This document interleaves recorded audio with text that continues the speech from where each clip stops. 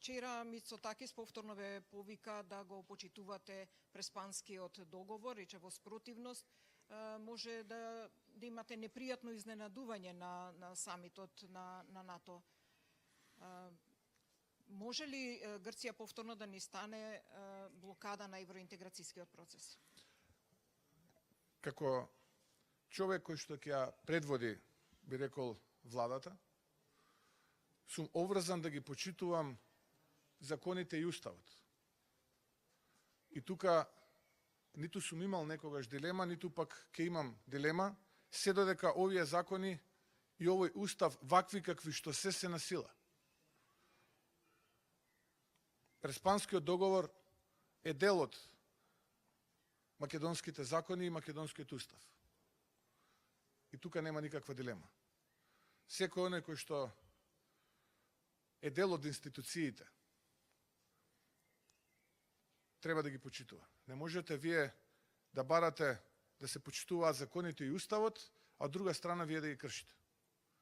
Но исто така, очекувам да градиме добрососедски односи на принципијална основа, конструктивна основа, добрососедски односи кои што доликуваат на 21. век.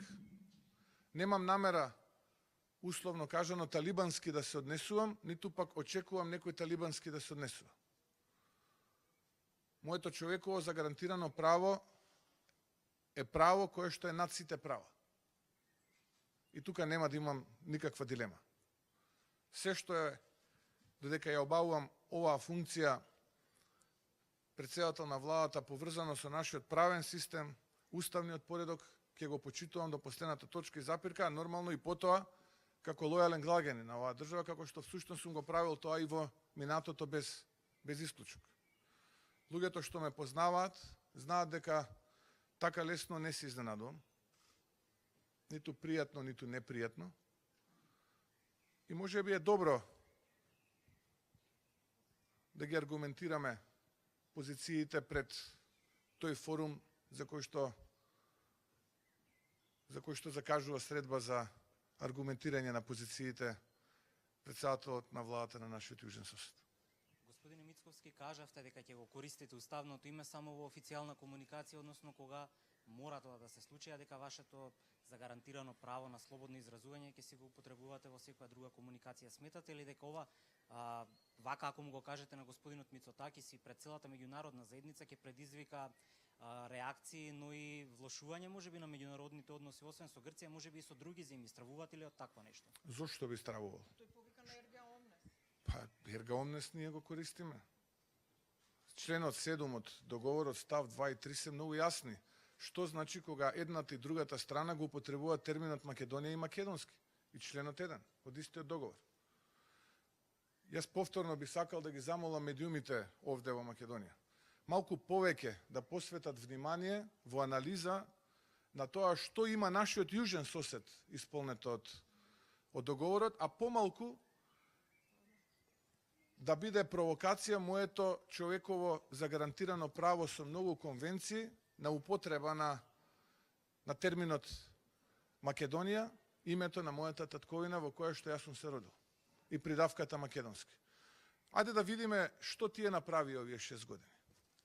Ајде да видиме што правеа во минатото. Што требаше ние да добиеме?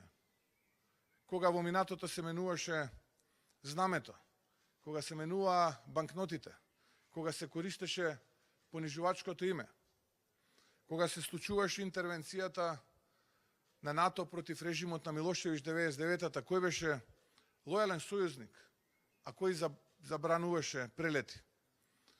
Што се случуваше кога се менуваше уставот еднашка после Охридскиот рамковен договор, втор пат поради тој договор, трет пат кога се ставаа пратеници во притвор па се вадеа ден спроти гласањето за уставните измени кога се менуваше уставното име. Ајде малку да зборуваме во поширок контекст. Не можеме работите да ги гледаме парцијално.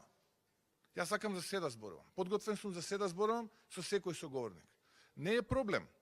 И ако некој ми каже, види Христијан, Македонија е мала, Грција е голема. Да, тоа го почувствувавме кога ја добивме пресудата во Хаг, кога не требаше Грција да не блокира при зачленувањето во меѓународните институции. Да, ја почувствувавме суровоста на тој тип на однесување.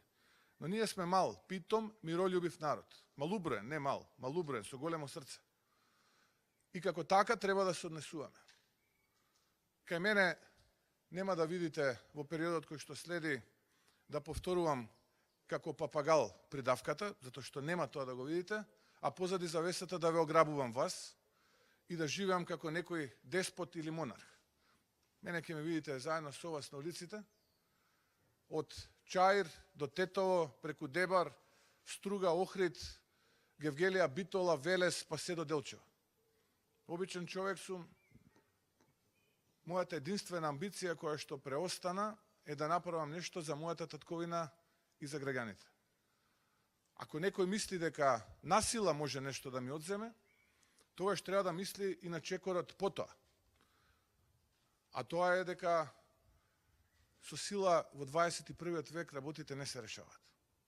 Господин Мицковски, медиумите следат кој колку го почитува договорот и знаеме дека Грција не го почитува Преспанскиот договор и има многу елементи што не се почитувани. Прашањето е дали ќе испратите вие протестна нота и ќе ја предупредите меѓународната заедница дека Грција е таа која што не го почитува договорот, бидејќи не имаме имплементирано се од Преспанскиот договор. Речи си се. И повеќе од се. Затоа што сега излага преку медиуми се препукувате со Мицотакис, а де факто дипломатски немате никаква активност и излагаме пак ние кривите. Па ние не можеме да имаме дипломатска активност, бидејќи ние сме надвор од институциите. Кога ќе бидеме внатре во институциите, тогаш секако дека ќе превземеме дипломатска активност, да ги аргументираме нашите позиции и ќе се браниме. Ние сме подготвени да тоа го правиме.